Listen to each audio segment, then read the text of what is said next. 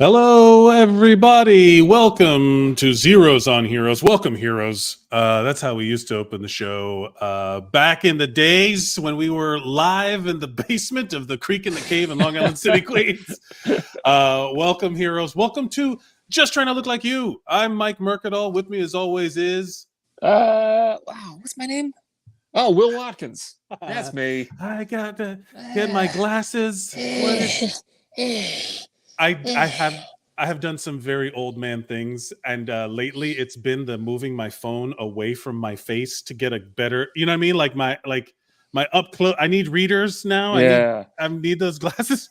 And I remember my dad at one point. I realized how I was gonna end up looking. He would get to the point where he was like holding his phone so far away from him that he just would put it on the floor and then sit up, and then he'd go like just to be able to read it. And I'm like, I caught myself doing that yesterday. My wife will go show me something and it's like uncomfortable. I'm like, back off.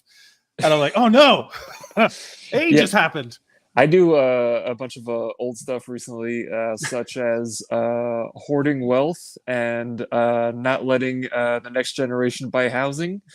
And That is I quintessential. also blame avocado toast for some reason. Everything wrong with the world is avocado toast.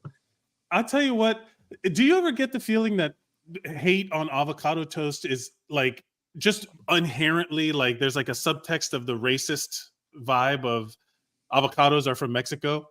Like guacamole is a Mexican thing, and then people are like, oh, it's just avocado toast. I am classist, but also a little bit racist. You know, like that's what it feels. Isn't that like their like slogan too for avocados? It's like avocados from Mexico. Yeah. And these old people are like, yeah, Mexico. That's the thing where it's like hemp was made illegal because they were like, these immigrants and Mexicans are bringing this hemp and marijuana. Yeah, everything about history starts to unfold, and you're like, oh, it's just like racism and xenophobia. Yeah, and like it's pretty wild. What a hell of a way to start off the episode. Thank you everybody for joining us. Thank you if you're watching us live. Welcome. We're on. If you're watching us dead, that's cool too. That's also what's that like? Yeah, reach out. I don't have a Ouija board or something, but I would be if you could get in the comments. Get in the comments. Wow. From beyond the grave? Wow, that would be great. If you could do that, I would love to hear from you. Like on an existential level, please. You would have solved all of life's problems. And this podcast would get famous. If we could do like a podcast version of Late Night with the Devil and just like have some possessed girl in the comments. On my watch list. It's on my watch list, so no spoilies. But I heard it's good, so I'm excited about it. Yeah. But thank you everybody for watching us live or dead. Thank you for everybody who's listening on the audio podcast format from back in the before times, because it's getting posted. I'm posting them there too. New episode. I think episode 3 is up already. 4 is coming, and then this one will be back in line. We'll be back. I got to get back into the rhythm of editing these things. Which, that was not the fun part of doing these podcasts. I rewatched the Ghostbusters Afterlife the other day. And there's the one line where the kid podcast is like, I really found my voice in the 67th episode.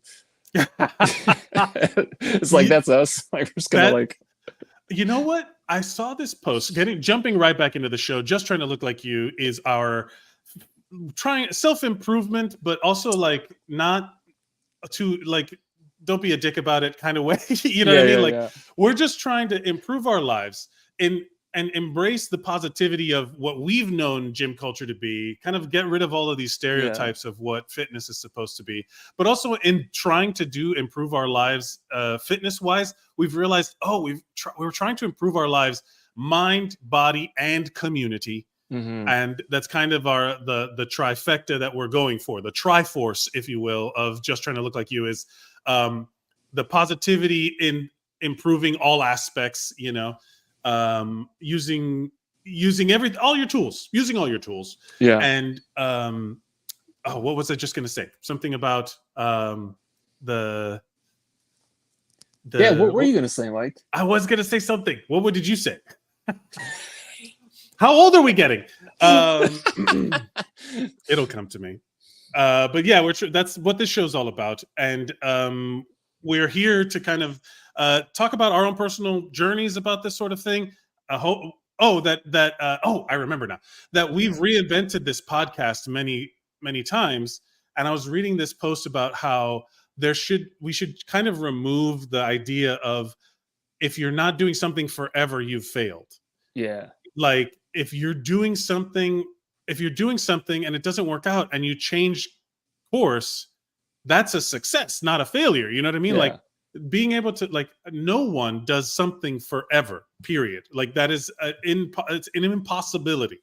Yeah. Everything is finite. Everything has a kind of a timeline. And also like there are, yeah, certain shows are going to run forever. The Simpsons are going to run forever. That's why I love Shogun.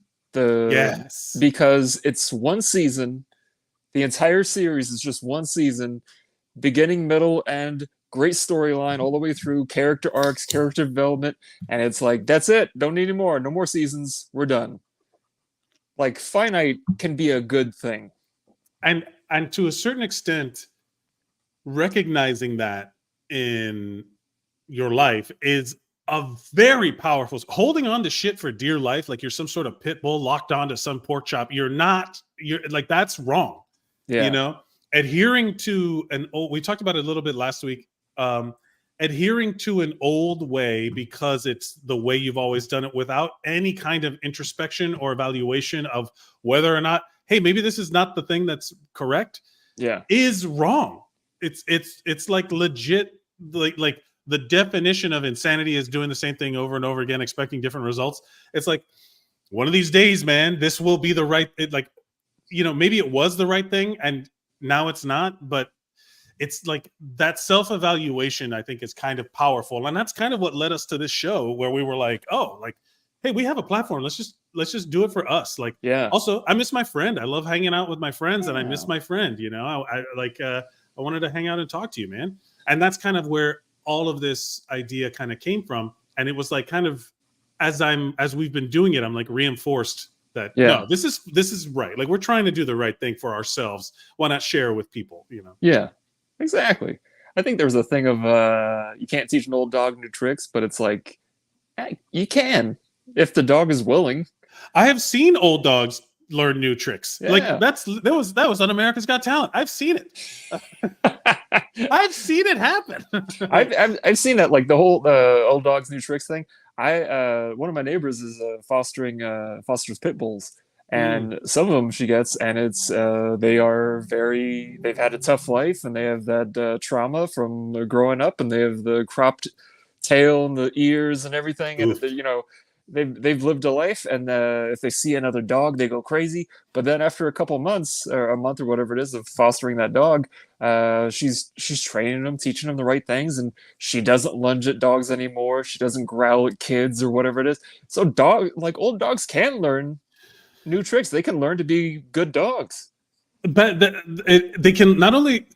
First of all, they are good dogs. They are good dogs. Every dog is a good dog. A dog, good boy or girl. It could have its jaw wrapped around my throat, tearing out all of my arteries, and I'd be like, "Good puppy." Clearly, I did something wrong. You're a good boy. He must smell my dog. Look, man. Look, there's a certain amount of respect you have for nature. I have for nature, because nature is like the last place where you can. There's been a trend online where, let me finish my sentence. Nature is the last place where your human negotiation and rationalization of your own thoughts means nothing, right? Like, if that waterfall isn't going to, that you're about to go over isn't going to be like, well, let's hear him out. No, it's just going to do its thing. Nature is just doing its thing. And nothing you say or want, or you can't force your will on it unless you're some global corporation, but an individual cannot enforce its will on nature without damaging it or destroying it. Yeah, was it Carl Sagan said something like, the universe is indifferent to your suffering? It's true. That's, some people took that as like, there was a lot of, I remember reading articles about it where people were like, how insensitive and how whatever. And I'm like, I don't know. That's kind of hopeful to me. Like, there's a place where things make sense because you're just part of the system, and there's no kind of ego to think that we're special. We're just like apes. We're just apes that are able to do this, like, we literally, on a long enough timeline, we are literally just using tools and that's literally what makes us different. The end. So when there's the meme going around of, would a woman feel safer in the woods with a bear or a man? And the amount of salt from dudes being like, as a whole, we would rather be near bears than men. I'm like, okay, I kind of get it. Like, I get it.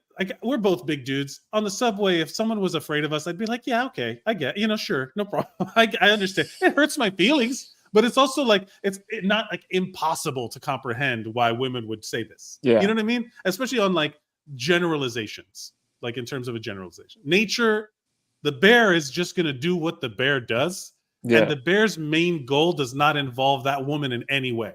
Yeah, men have motives. Yes.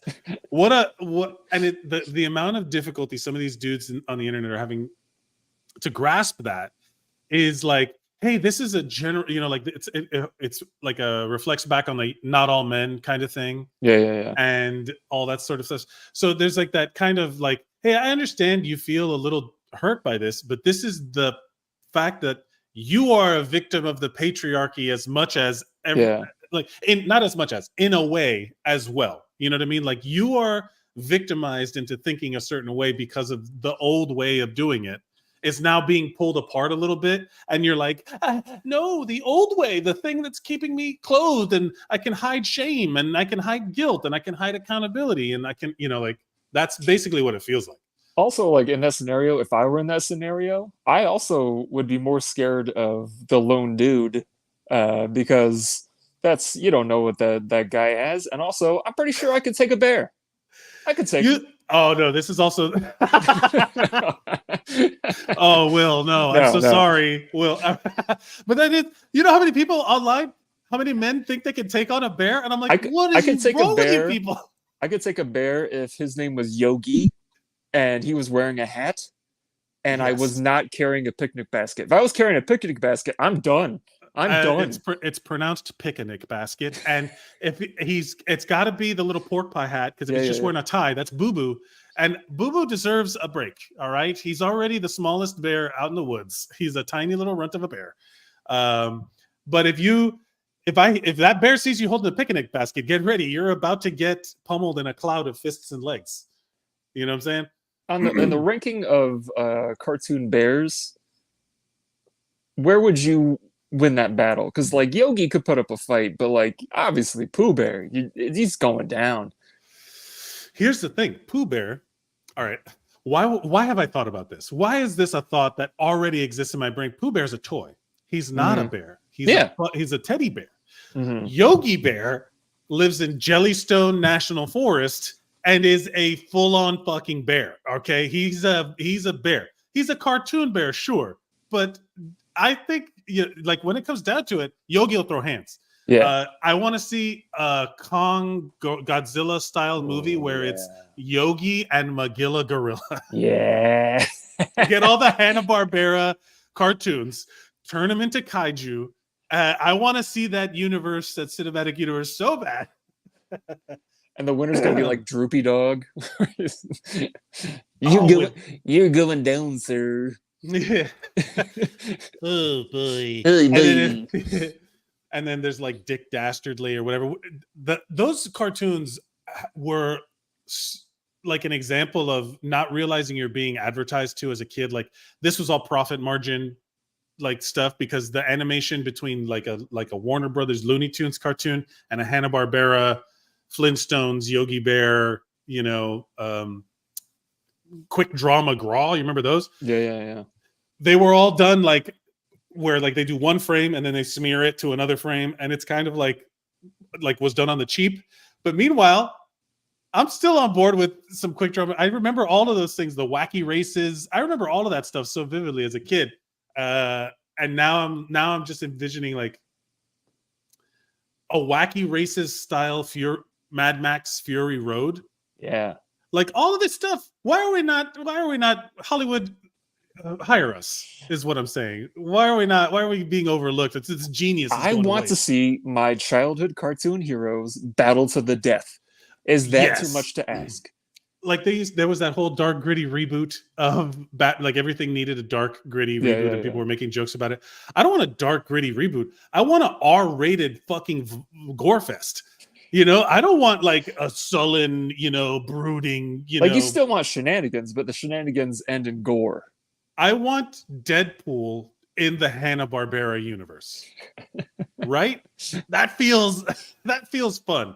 That feels like you could really cartoony the violence up, and then that you could make a whole bit about it where suddenly someone gets knocked over the head and their head flies off and there's blood everywhere, and have them like, ah, you know. That's what the Rescue Rangers movie was supposed to be. I appreciate everyone who's sat through that rant. And they're like, okay, so how does this get me abs? Yeah. What are we talking about here? We were talking about some cognitive distortions last week about rationalization and all that stuff. We're doing that now. Yeah. Because my first impulse is to say, why not watch things you enjoy? Or like, that's kind of what nostalgia is these days, that comfort of, we now have tools that allow us to access whatever we want to watch from wherever we are. We can watch all of these things. Of course, it makes sense in the world being kind of as shitty as it is right now, that we would resort to a time when things were childlike for us, like when we did not have adult worries and things like that. And we've talked about that a little bit on this podcast, but I do feel like that is a perfectly reasonable way to like calm your mind, to resort to childlike things. I mean, that's what sports fans do. Like there's a part of a sports fan that remembers when they were a kid watching football games with their dad. I firmly hold that, as a belief. I love the Dolphins so much because my dad loves the Miami Dolphins so much. So I think one of the reasons why there's so many like nostalgic movies and TV shows and reboots and stuff like that, I think it has to do with the fact that you can rewatch things. But because back in the 60s and 70s, maybe you saw a rerun if you were lucky, but you couldn't and in the 90s you could buy the VHS tapes or whatever. But or syndication, that was a big deal for shows to get to 100 episodes, because but it was like you couldn't pick and choose which episode you wanted to watch. You'd turn on the TV and go, oh, they're doing this episode today. But to that point, there was always nostalgia. Like people reread books from their childhood. People, Billy Joel made a whole career out of doing doo-wop numbers in the 80s. Yeah. Uptown Girl is like 50s doo-wop that he grew up with, and he's just inspired by and recreating it. It's so cyclical, but now because of technology and everything being available to you, it's like the cycle's faster. It's like speeding up on it. So fashion is another one where literally someone's like, oh, 90s fashion is back in, and I'm like, I'm literally wearing a t-shirt from high school right now, from my high school days. 90s fashion never left for me, but that's because I'm horribly out of touch. Yeah. Also, my stuff's pretty basic, where it's just t-shirt and jeans is going to be pretty standard for a good long time. Yeah, until they come up with, now it's the pajama pants. Oh, people wearing the comfortable pants everywhere. Yeah, well, that's not going to stick around for a long time. I don't think that's going to be they're going to get caught in the rain one day and be like, oh, this is a terrible idea. Ooh, that just made me cringe. The feeling of wet, because wet jeans alone, I can't imagine the wet sweat, the pajama pants. If my socks get wet, my day is ruined. I can't imagine having wet pajama pants, just riding up and chafing. That was a real welcome to New York. It's swamp ass. It's an entire swamp ass. It's a swamp ass, but your whole body. Yeah. That was a real welcome to New York moment for me when I first got to New York. That I got almost if it cartoonishly splashed by a bus going through a puddle. Now, like the opening of a sitcom, it was. I literally sat there. I stood there for a minute, frozen of how the dying inside the subreddit where people dying inside, where something happens and you just kind of have to freeze for a minute, where you're like, oh no, this is all my nightmares. But also how, if you take a step out of yourself, you're like, how much of a fucking TV show is this that I got splashed? I'm on my way to work. I started a new job. I'm excited. How's life going? Theme song, splash. And it's like, fuck you, motherfucker. I was I turned around and went home. I was like, that's it. No, the day cannot progress past this. I'm done. I was going out to open mics and stuff like that. And I was like, I'm not going to go out to an open mic like this. See, that's prioritizing. That's prioritizing your needs and putting your mental health first. Also putting your actual health first, physical health, because that's New York City water, baby. That's got to be swimming with the bacteria of international travelers. That's what turned the turtles into the ninja. They mutated. The ooze was just incidental. The actual sewer water is what did it to them. You know what got traction? When I posted that Staten Island sewer people. Oh yeah. Oh, did? Yeah. Listeners, if you did not watch the Staten Island sewer people segment, go to anywhere you're watching this now, on YouTube and on Facebook and on Twitch. They're all there. And just keep watching until you get to that part we're referencing. But we've dilly-dallied long enough. Let's talk about fitness. Yeah. Well, we kind of talked. We had a topic we want to talk about, like getting older. We kind of glanced on that a little bit. Yes, we definitely. We've talked about it a couple of different, and every episode kind of centers around that a little bit because we were both actually a little older.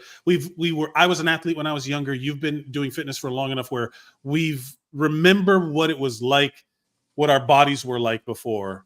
Yeah. And now we're trying to adapt, like trying to, reconcile the memories with our current abilities. I think fair.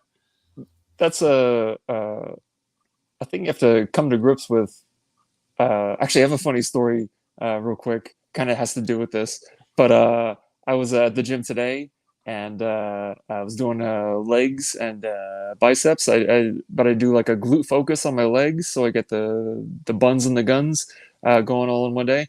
And this guy came up and he was like, he's a gym buddy, and he goes, I noticed every time you do leg workouts, you do like a glute focus where you're just all about getting the glutes. And I was like, oh yeah, I suffer from a really bad case of Irish ass. And he was like, he almost thought it was like a real disease where he was like, what's Irish ass? And I was potato famine. Like, he was concerned. And I was like, Irish ass like a generational trauma. yeah. It's literally in my genes. Yeah. I was like, Irish ass is kind of like, how like if somebody has a really big butt, you say their ass don't quit. My ass, not only did it already quit, but it left early and didn't tell anybody. That's what the Irish ultimate. Ass is. The Hank Hill butt, the long back. There's a lot of those terms used to describe people in your condition. And hey, I think there should be a telethon for you. Just a lot of smooth-legged people. We could call it like a butt dial. Butt dial. A telethon where you call in, donate money for people who need asses. People who need BBLs. Yeah. That's the problem. People who don't need BBLs getting BBLs. There should be a BBL distribution system. Yeah, like all these like Hispanic girls are getting BBLs, but really it's the pale freckly ones. The pale freckly Irish 30-year-old men named Will Watkins. All the Bill Burrs of the world. No, but the real reason I do to bring it back around to our topic is the real reason is that I want that hip mobility. I want the glute strength to, because and that you just said hip mobility, and my whole like all my hip flexors, I realized I sit so much that I need to. You are 100% right. Where like they say that sitting is the new smoking, right? Yeah. Like people are going to realize that going from I guess you would call like a blue collar worker life, like people who are farmers, majority of people worked in kind of manufacturing, or the work of life was done standing. Yeah. And now, since the last, like the information revolution, like this, everything that involved sitting and typing, or sitting and sewing, or sitting and whatever, anything that involves sitting, like from even back in the 60s, where you would see like those banks of desks with secretaries just kind of, those people are going to be realized. That's why there's so many. I believe this is a hunch. There's no foundation. Again, we are not operating on information. We're operating on vibes. Please correct us if we're wrong. We're open to that. Thank you so much. There's a whole like development of people with back pain and pain management clinics and back injury and back. So many more people than either it's just more culturally acceptable to seek pain relief, or it's gone up over time because people are just sitting. Yeah. Like I feel it with me where I sit a lot during doing my job because I'm not EMS anymore. Yeah. You know, I'm not out. I'm not you know, I hurt my back lifting and moving people, but now I feel like I've hurt my back even more just sitting, you Yeah. know? Yeah, I And mean, all these elderly folks are getting the broken hips. It's like my mom and her. She lives in like a 55 and over community, and she's like everybody has hip replacements. It's like so common now. It's so common that the medical science behind it is so good that you can break your hip on a Monday, get it replaced on a Tuesday, and then within 2 to 3 days you can be walking around like normal, nothing happened. I while I love the bionic nature of our cyborg lives, Yeah, that's wild to me that it's so necessary. Like, what an like. Have you ever watched an orthopedic surgery? Have you ever no, I seen video of no, orthopedics? It is brutal. yeah. They, man, I would love to have a surgeon on here to show to like talk about it because it is brutally violent, but incredibly measured, if that makes Yeah. sense. Like they have to break and saw and do things and smack and fucking bang and yank legs and all this stuff. And I had a friend of mine who was a surgeon, orthopedic surgeon, and he would occasionally just send me pictures of like stuff. And like there was a picture of a guy. I don't God, I struggle if I don't know how much of this I can say because it's not HIPAA violation, but I think if I share it, it's a HIPAA violation. We were working together, and there was a guy that came in, and he's like, "Show him a picture." The patient was like, show him the picture," and it's him holding his own leg. Oh, Right now, again, that sounds horrific, but in the frame of medical science, what a weird kind of like amazing thing that you can do yeah. to have somebody holding on to the bag that their leg is in and it be fine. Like he had like bone cancer and had to have his leg removed. And then he's like, get this fucking cancer away from me. With context, that's like a miraculous modern science, Yeah. like medical advancement that this man was able to be saved and still and be like, here's my leg. And I was like, first of all, grossed out, but second of all, that awe of like, wow, we've come a long way. And we've talked about it in other episodes of like, we're still babies. We're Yeah. still like, you know, early on in the process of discovering medical things. So I hope that didn't gross too many people out, but it is like incredibly interesting how you can like a hip replacement. There's like somebody had to mine ore in a mountain, and that rock they turned into the thing in your hip. Yeah. And that rock probably came from space. I was like genuinely like the more you broaden it out, it's like wow, we can do some cool shit. So When you were talking about what the orthopedic surgeon does, all in my head I was thinking of all those times when I worked in a restaurant and I had to debone a chicken, like yeah. just like yeah, crack crack crack crack crack crack. Oh man, oh god, I want to get into. Here's the thing: as a medical professional for a long time, both in hospital and EMS, there's a lot of I could ruin a dinner conversation in no time. Like you give me, I could ruin a meals chat. I could ruin it. Or if you're on board with it, we can. It's just like a fun topic of conversation around other medical people or other EMS people. I don't know who's watching us or who will watch us, so I don't know how deep to get into it.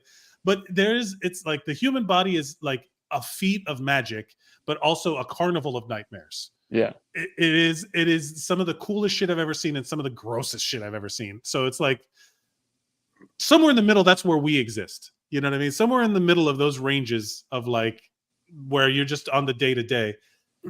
I saw It's just it was like a compilation where they interviewed an emergency room staff and they asked them all the same question: what is the worst part of working in an emergency room?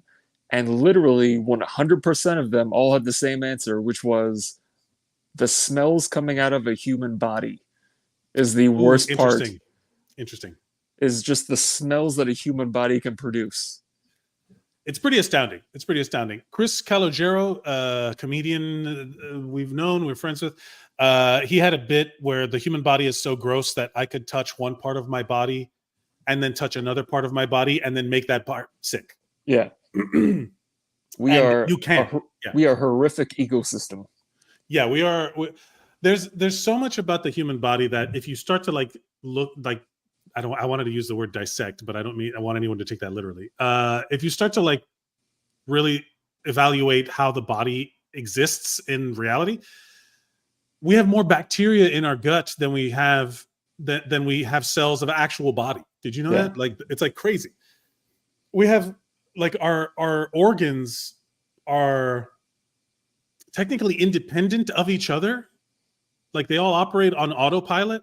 Mm-hmm. And the brain is just letting us know when things go wrong, while like in the autopilot system, like our conscious thought has nothing to do with our digestion. You know, like our conscious thought has nothing to do with like our heart beating. You know, so it's like there's so many independent systems operating. It's like someone described us as ghost powered meat robots. And I was like, yes, correct. Sure. I get it. I mean, that's a fair summary of what we are. Yeah, well, I mean, our bones are just sticks that move the meat. Yeah. I hope we're not grossing anybody out, so we'll just move right along. How do we get that meat stronger, Will? I've been focusing on my diet. We've been doing a lot of my weight loss and like fat loss really is one of my goals. So I've done an insane amount of meal prep. I made a whole bunch of stuff. I made like a chicken soup, which is like I use my pressure cooker for everything. I made some garbanzo beans and some I made a pot roast. All these things without any potatoes, without any carbs, without low carb stuff. I'm sticking to the low carb thing. We had our wonderful cheat day, which we hit hard. What'd you get? Okay. Cheat day. I thought of you. We did breakfast. I just did good old fashioned bagels and cream cheese, like toasted bagels. I love a good bagel. My wife got a baguette and we just toasted up some bread. Cause it's weird what your body craves. And that was like one of our first choices where I was like, I want bread, you know, after. Did you put anything on the baguette or was just like straight up like eating it like bread and butter, like a peasant, dude? Like bread, toasted bread and butter is her thing. I am a sucker for cream cheese. You could put cream cheese on a napkin and I would eat it. The bagel, cream cheese with a little jelly. I did a savory bagel and a sweet bagel. I did a cinnamon raisin and then in everything. You got to get all the flavors because I'm not going to get this again for a week. I got to get all of the flavors in my brain. And then we went for a nice little bike ride along the California coast, which is, we're in LA. That's a mind thing. We went super fun. I hadn't ridden a bike in ages, and I was like, "This is fun. This is easy. I remember how to do this. Almost like something that's easy to remember." And then, did you buy a bike or did you rent one? Rented Metro bike. You know, just like City Bike, they have a version of it out here. Oh, cool! And we just went cruising on these bikes on the beach, and then we went to an Italian restaurant. Oh. And we went nuts. I did anyway. We had burrata, we had pizza, I had gnocchi, we had all kinds of things. And at the end of the meal was a cannoli. Yeah, good old classic cannoli. I was like, Will would enjoy this. Yeah. But I ate the whole so I didn't save anything for you. Well, I'm so sorry. Next time. You son of a bitch. Do you have a cheat day mindset or are you a consistent? No, I do the 80-20 thing. So it's like I just make sure that the vast majority of everything I eat is as healthy as possible. I would say that most of the bad things I do eat are usually on the weekends. I'm not gonna lie, sometimes I'll come home from the gym on a Saturday and Sunday and I'll grab a slice or two of pizza with a bunch of meat on it. Oh, okay. And that way I can trick myself into thinking that, you know, I'm fueling the muscle growth because, there's protein, something.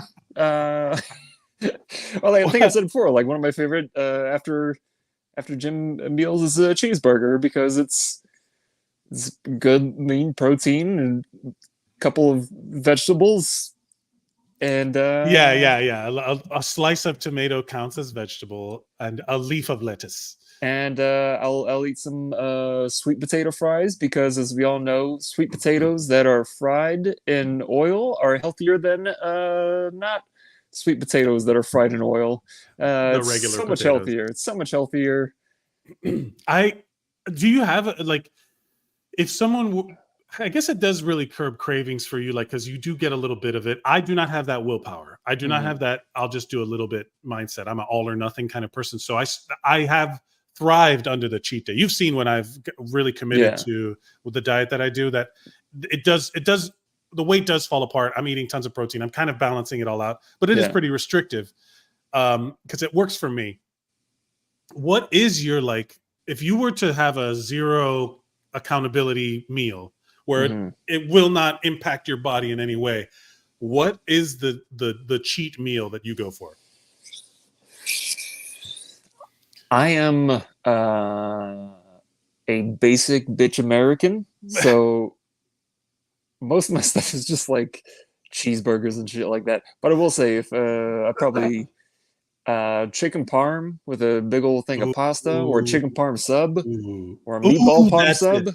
God, that's it. Yeah, that's with like great choice. Yeah, like a chicken. I think probably it's the meatball sub. I could like be like, well, it's a bunch of meat, but it's like chicken parm sub is like fried chicken that's coated in bread, and then you throw it inside of a loaf of bread, and then you put a bunch of cheese and sauce on it.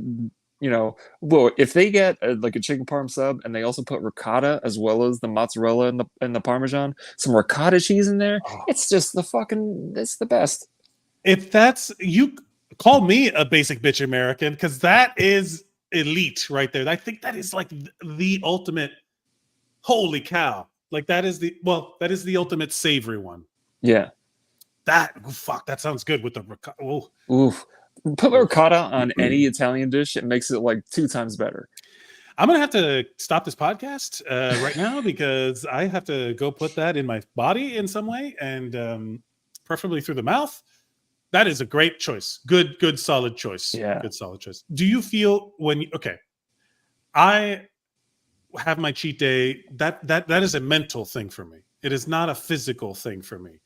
What, like when you're doing the 80-20, how do you psych yourself into being okay with it mentally? Like, what is it that you go for? Like, how do you tell yourself this is the 20% of the balance that I'm going to do later with protein and vegetables and whatever? Honestly, the best thing, I think I've mentioned something similar in previous episodes, but the best thing I did was, and it's not an easy feat to do. It is extremely difficult, and it was something that took quite a few months to get rid of, which is to get rid of the guilt associated with delicious food, because it would be the thing of like, I'm just having a hard day, and I want to, I just want to get like a regular basic ass Coca-Cola, or I wanted to swing by and get like some tasty cakes, or just some sugar, some joy in my life if I'm having a hard day or whatever it is, and then I would feel bad about it, and this is making me feel bad. I want to get some more to fuel the joy that's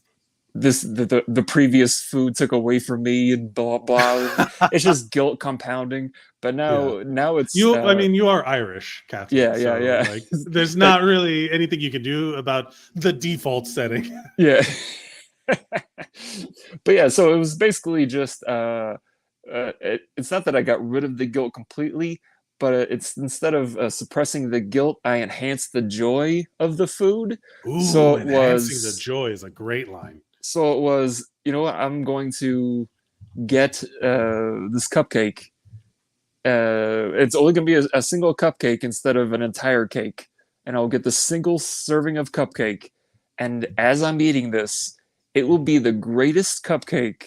I will just taste it, and I will enjoy it, and I will feel no guilt. And I will say, I earned this, I deserve this. And I know that tomorrow I'm going to have some chicken and vegetables, and it's not going to be as good as this. So in this moment, I'm enjoying this as much as I can. Yeah. That does feel like accentuating the positive, that whole like just putting a different frame around what you're doing, because why shit on the thing you're doing as you're doing it to limit the moment? You know what I mean? Yeah. Yeah, that does make sense. It goes along with the theory of when you're training dogs or children that it's better to have positive reinforcement instead of saying, no, don't do that. If a dog is eating your power cord, don't slap them and yell at them or whatever. You give them a chew toy and say, chew on this instead. Right. And so they'll chew on that and they'll associate, this is the positive thing. This is the thing you're allowed to eat or you're allowed to chew on. Yeah, the idea of positive, like, it's amazing how it took generations for people to figure out, like, hey, this kind of punishment just makes generational trauma. That's kind of like spanking your kids and all that stuff. It's like the kid doesn't know what's going on. Why are you going to be the monster to him? Be the source of like joy and education and of support and all these things. Like at some point, people were like, oh, we're just supposed to be nice to these kids and they're going to grow up better. It's like, kinda. Yeah, kinda. I think that's the key, is just to enjoy the sin and just know that it's not really a sin. And I've also done this too, where if say you're at work or something like that and somebody has a birthday and you go, oh, they can pass out the cake and blah blah, and instead of doing that, I'll go, you know what? It's a celebration. I'm going to celebrate this person. I'm going to have this piece of cake. I'm going to enjoy this piece of cake. But then if I'm eating that cake and it's like some shitty cake, that's like some Betty Crocker bullshit or whatever, like if I take a bite or two and I'm realizing that this is not a good piece of cake, I will throw out that piece of cake. Even in front of others, just look dead eye and just be like, oh no, I'll like, well, this is and I'll just like go around the corner and throw it out. But there's there was this like mental, I don't know, clarity moment, epiphany I had one time where I was this is back when I was a dog walker and I went to this cafe or bodega thing, and I got a cheeseburger with French fries, and I'm sitting there in the park and I'm eating these French fries. I'm like, these are the worst fucking French fries I've ever had in my life, but I'm still eating them. Yes. But it was just because this food was in front of me, I felt like I needed. I think maybe that also has to go back to like generational trauma, where it's like, finish your plate. You have to finish everything on your plate. And if you don't finish all the food on your plate, you're a terrible person. You should have finished all that food. And but as I'm eating this, I'm like, I am never going to eat a bad French fry ever again. It's not worth it. That's like that whole. There was a meme of like a guy eating chips, and then his brain is like, ugh, these are terrible. And then he puts the chips down, and he's like, I didn't say you could stop. And you're like, okay. The brain, there's some trigger. That's 100% of what it is. And it's like, before it'd be like, I'm not going to eat this. I'll just put it to the side. But it's like, no, throw it out, get rid of it. Like, it sucks that you wasted food, but the only time I won't waste food anymore is if it comes from a living animal. Because not that I'm a PETA person, but it's like, if there's like chicken or something that's left over, then I'm like, even if it's too dry or whatever, I'm like, this used to be a living creature. I don't want to. If there was like a cannibal eating me and they were like, this is over seasoned. I'd be like, bro, don't throw out my leg. That was my leg. That was my leg. Take a picture of you holding it. I died for nothing. I died to be over seasoned. At least take the nutrients. That at least take the nutrients is a great segue into. I got better at cooking when I was broke because of that very reason of like. There were plenty of kitchen experiments where I'm like, man, I got to learn how these spices go together, because it's not like I can throw this food away. Yeah. This is my food for the week. This is it. I better have cooked it correctly. And that's one of the things, that's moving. We did body. We're talking about mind. We're going to want to talk about community. Some of the most fun I have, like, I love cooking for my wife. I love cooking for myself, but like, there's something like I feel fulfilled when someone is eating something that I enjoy, even better if it's someone I love. You know what I mean? I recommend everyone, and it's not, and I get there's like certain generational gender hangups about gender roles for cooking, and people are kind of like, annoyed by the inconvenience of cooking, but it's such an important life skill. Yeah. I recommend everyone start learning how to cook now. Just because it's this, if you like take a kind of a big picture view, you're just adding heat to stuff. Yeah. In different forms. Getting a seasoning guide, like certain spices that go together, that's a very simple thing to learn how to do, because I have an infographic where I literally go to it occasionally, where it's like, this is how you make an Italian spice mix. This is how you make a Cajun spice mix. This is how you, and then you get the proportions ahead of time from a freaking book or something that tells you, here's a scoop of this, and follow the instructions. It's literally like a blueprint of how to make a meal. But once you have these things and you start learning what goes well together, there's a joy that I get from cooking where I'm saving money. First of all, when I was broke and doing groceries, calories per dollar, you ever had to do that? That's legit. That was a very real thing where I'm like, these potatoes, forget about whether or not they're carbs. These potatoes are filling and they're going to last me for a month. I don't have to buy this sack of rice is going to be good for however long. I know how to make it. I know it. And then slowly but surely you augment and alter and change and take things out and put things in. But if you learn how to season, you learn how to just what the shortcut is, what smells good together usually tastes good together. Yeah. So once you learn how to cook, it becomes this thing of now the healthier food that you are kind of dreading just becomes food. It's not good or bad. And to a certain extent, it becomes good. All of the diet food that I made, like the cabbage soup that I made, I made like a vegetable soup, like with a puree and all these things, and it's great. It's so good. The garbanzos are great. The chickpeas that I made turned some of that into hummus.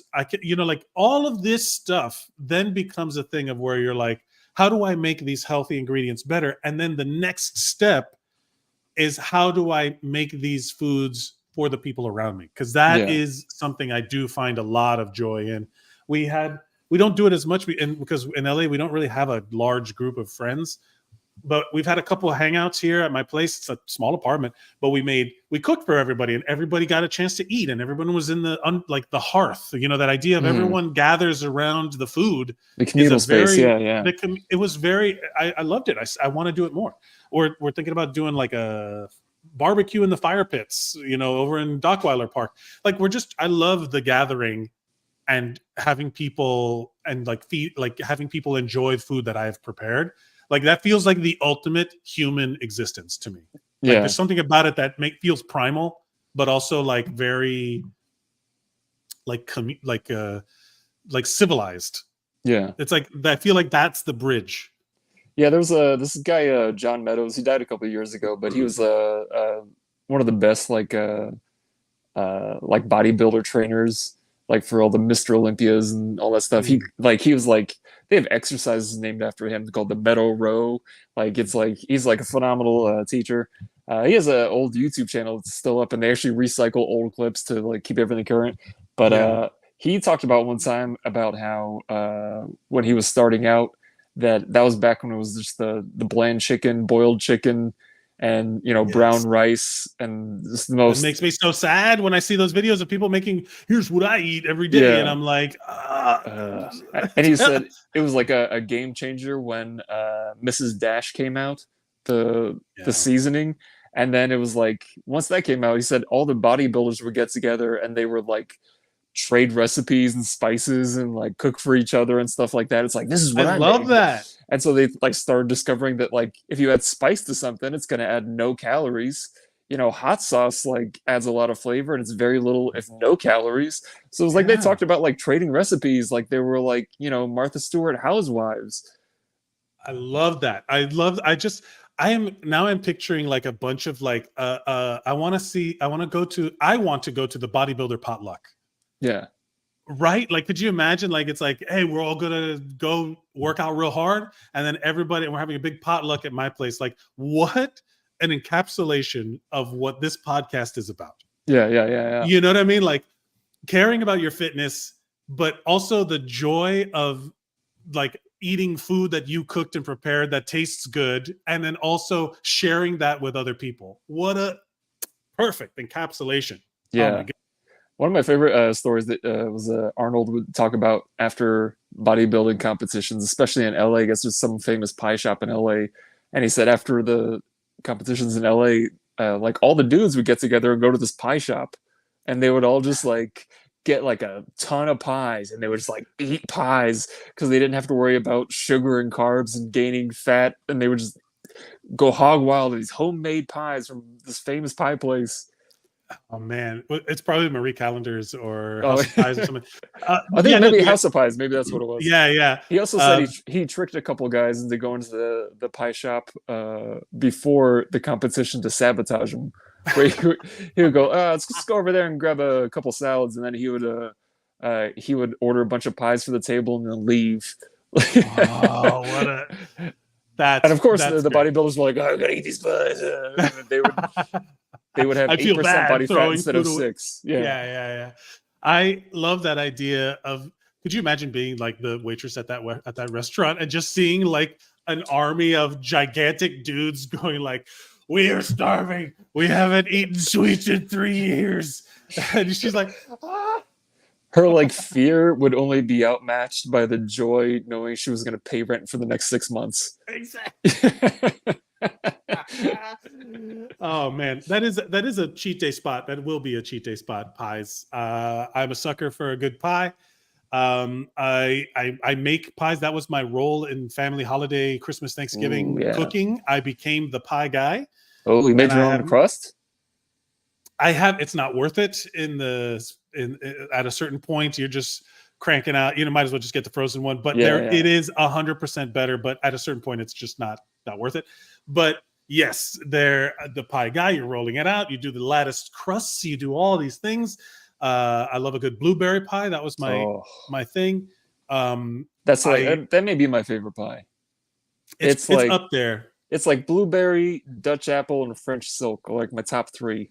No pumpkin in there. Your pumpkin is not rounding out in the top 3. No, I don't know. Pumpkin might be number 2. Blueberry number 1. Pumpkin number 2. And then I make a killer pecan pie, which is basically just a mountain of syrup in nuts with nuts in it. Yeah. Pecan pie is like pancakes for me, where it's like after 2 bites, like the first 2 bites, I'm like, this is the greatest thing I've ever had in my life. And then it's like, I can't, my teeth hurt. My teeth hurt. Is what a weird signal that something's wrong that your body gives you. This is so sweet that my teeth are hurting. It's like that Ralph Wiggum meme, like, oh no, I'm in danger. Yeah.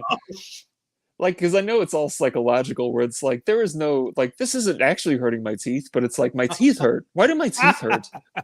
Why do my teeth hurt is a great, it's like, it's like, because I imagine those guys, bodybuilder dudes, after having their contests and being so restricted to the diet, suddenly eat a shit ton of pie. I do not envy their toilet or bathroom needs later on, because there is that inherent like aftermath of cheating where your body is like, hey, we both know what you've done. Like you brought this on yourself. And I think, look, to bring this podcast around kind of full circle, I think that there's an element of, there's a certain amount of accountability that is unavoidable when you consider fitness. Oh yeah. There is a certain amount of like, I think that's why some people are fitness averse, is because there's no way to avoid the accountability that comes with suddenly being focused about your health. Mm-hmm. Because there's no one you're going to answer to but you.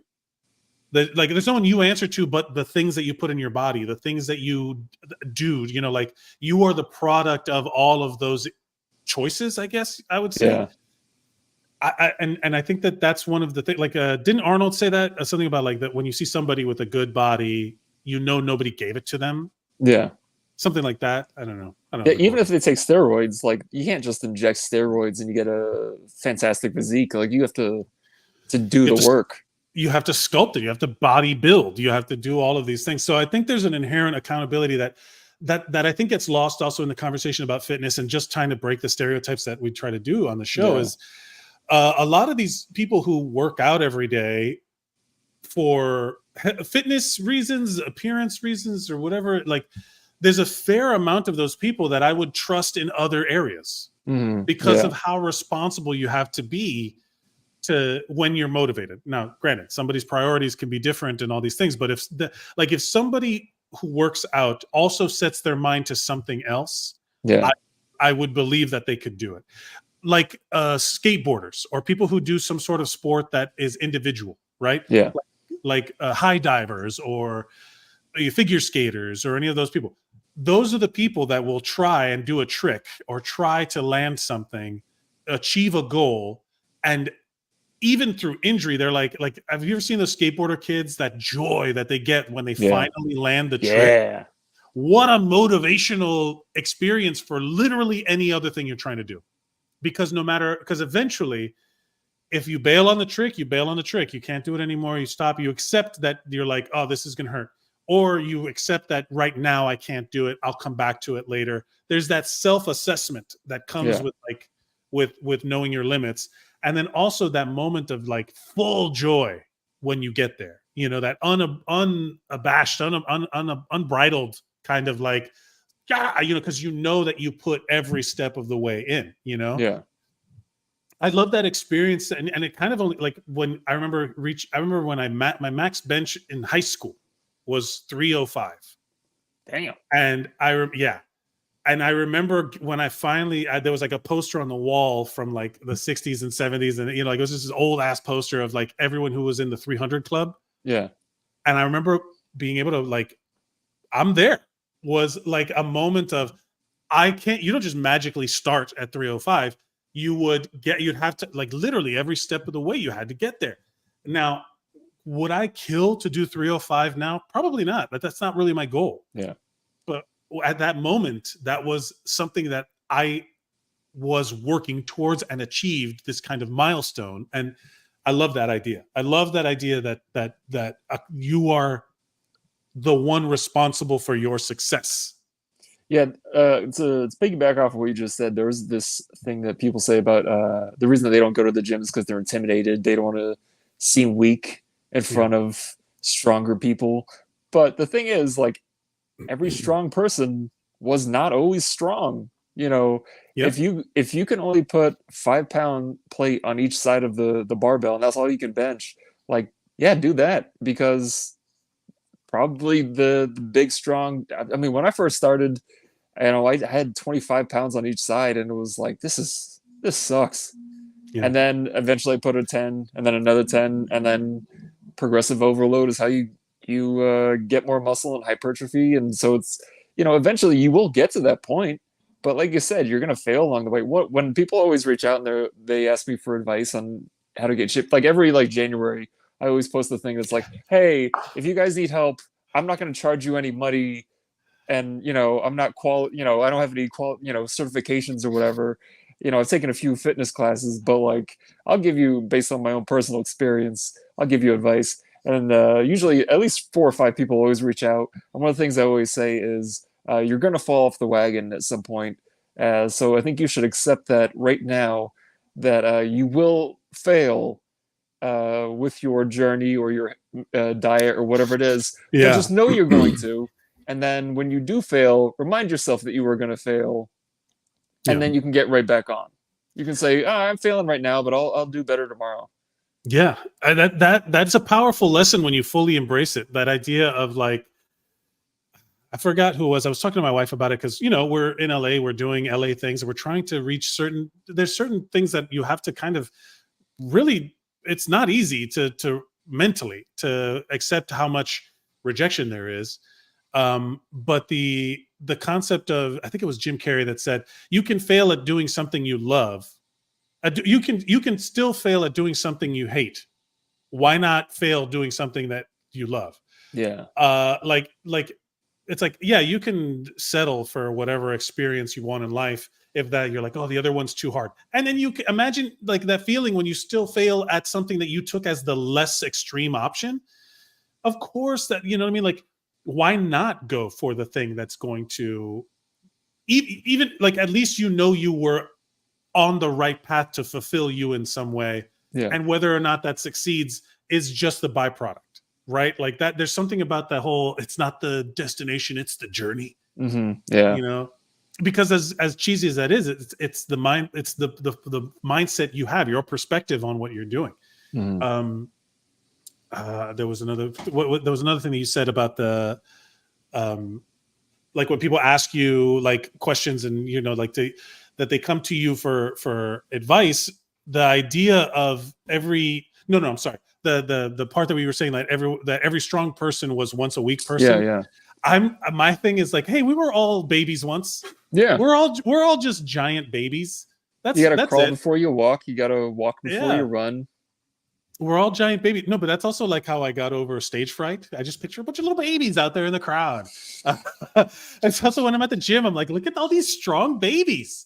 Look at all these babies living life. All these babies that survived. Like, man, y'all were once sperm. Yeah, look at all these walking loads walking around out here. The one sperm in the load that made it. Wow, good for you. Good for you. Like that.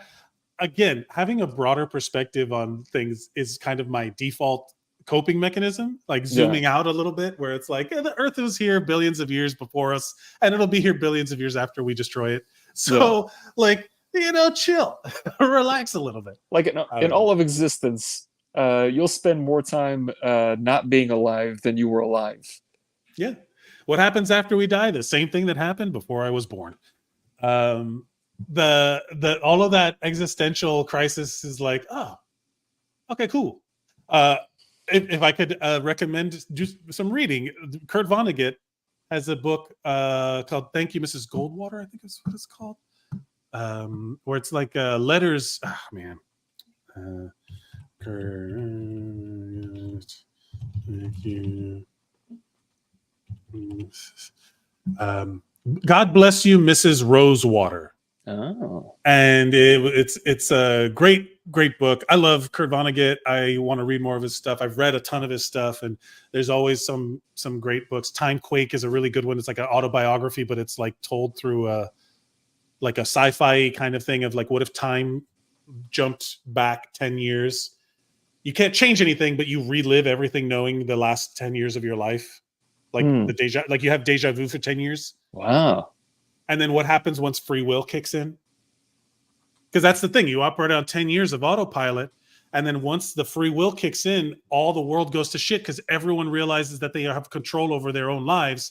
And if you're in the middle of flying a plane or driving a bus, all of a sudden you were expecting the body to do all of these things on autopilot. And then suddenly you have control and you're like, the bus crashes because you're like, you forget to steer. Yeah. The plane crashes because you forget to pilot it. Like the people are standing still in the street because they forget to take the next step. And I'm like, it's like a big glaring marquee that says metaphor, like. Oh, that's a fascinating time. I've never heard that kind of time travel thing before. Timequake. It's great. I love it. I don't know how it would ever translate to like another medium. So like if you can get it, read it. I love it. It was such a good book. And it's also kind of an autobiography that he wrote about his own life through that lens. It's so good. It's really great. I love Kurt Vonnegut. We should all read his book. But it is an example of like your choices.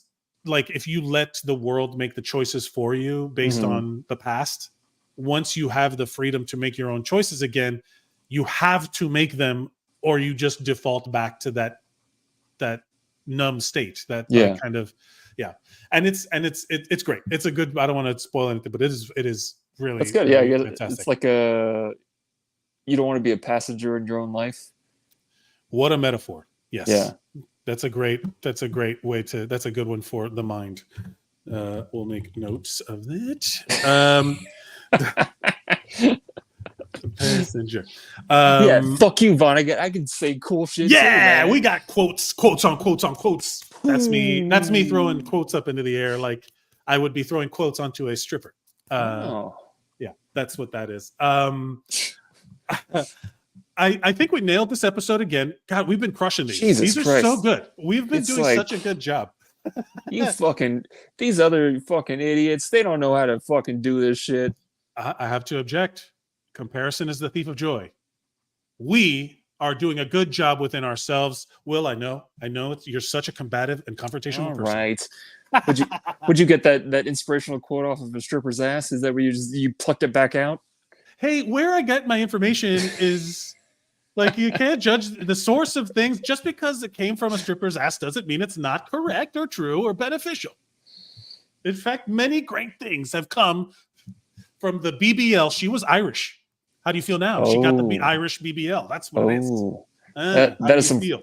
That is some freckled wisdom. Thank you everybody for watching. We want to dismount. Let's just do a quick recap on our three topics: the Triforce, the trifecta of body, mind, and community. My contribution is for body is to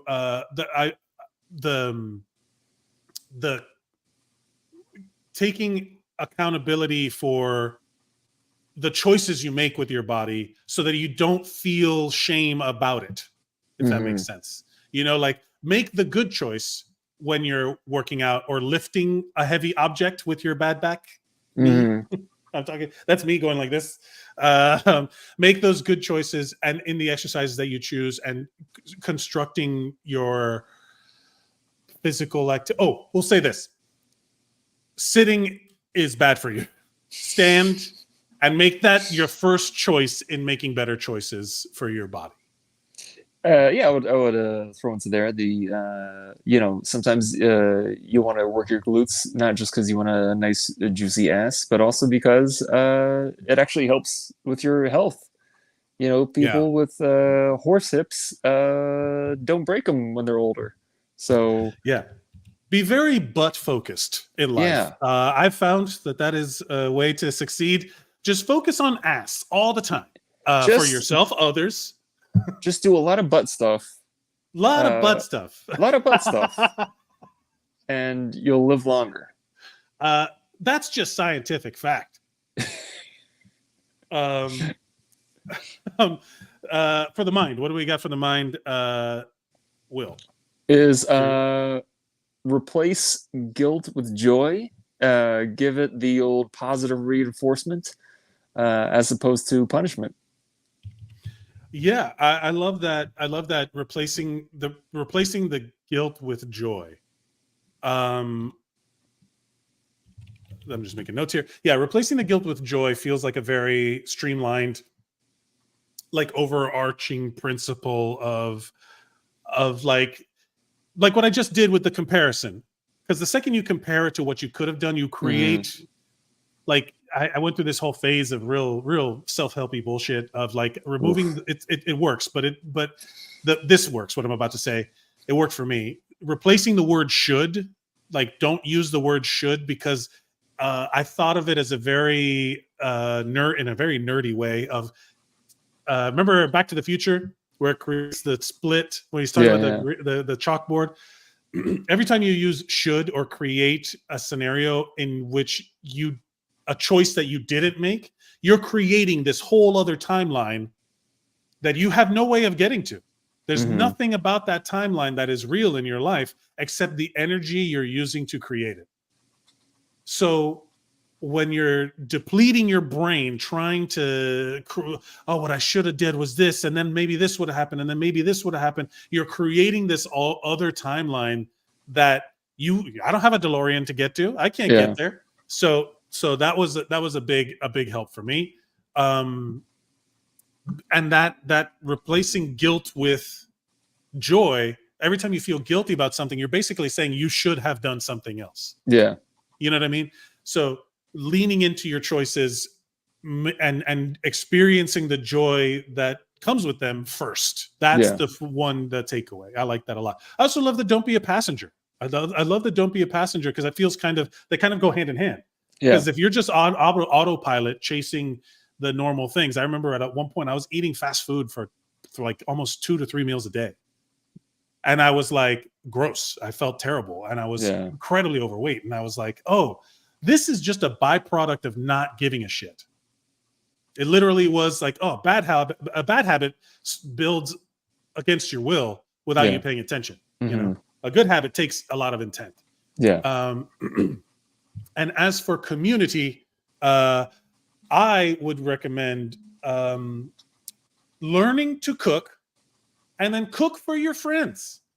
I'm told, look, safely, you know, we went through the whole COVID thing of like everybody feeling isolated and everyone yearning to spend time with each other. Don't let go of that. And then cook some food that is going to be nourishing and healthy and tasty, and learn the things that make food taste good. And then do it with your friends. Have a potluck. You don't have to cook everything. Cook one thing and then tell everyone to bring other stuff. And if you have a friend that doesn't like to cook, have them bring the napkins or soda or some other drink that is not bad for you. But I recommend the cooking. I love that. My contribution to that is very similar, which is I'll share it from John Meadows, which is share your recipes, and I don't just mean food recipes. I mean share your recipes for life. Share your recipes for life. That is great. And you know, just in the same way that you talked about the idea of should and how that's such a drain on you, like that's a recipe for life right there. You know, share your wisdom, and then be willing to accept new recipes, which brings it back to the old dogs can learn new tricks. Full circle. Yeah. Old dogs can learn new tricks if taught. Right? Like you have to take the time to teach. Yeah. So, and then it's like that, the confluence of things. Someone has to be willing to learn, and then someone has to be willing to teach. And then that's where you can get real growth. The age means nothing. You know, I like that. Wonderful episode. Thank you, Will. I love you. Thank you for doing this podcast with me. Yeah, you too, I have man. a great time when we do it. And I feel energized for the week ahead. And let's focus on all of those things. First, butt stuff. Be joyful about the choice of butt stuff, and then share your recipes for butt stuff. Yeah. You know, simple, pure. That's a spicy butt stuff. That's the spicy butt stuff. Thank you all for watching. My name's Mike Mercadal. You can follow me at Mike Mercadal on all social medias. You can follow at William A. Watkins. You can look him up. He's on all the stuff. He's also tagged in whatever this is. Yeah. You can follow us at Zeros on Heroes. Audio listeners, thank you for going through this whole process with us. We love it. The video podcast form, we stream it live. You can jump in the comments and you can provide your own recipes for life, and you can provide your own butt stuff experiences and tell us all about your alternate should have timelines, and so we can get rid of them and crush them. But thank you all for listening. We appreciate you all listening and watching. We appreciate you all.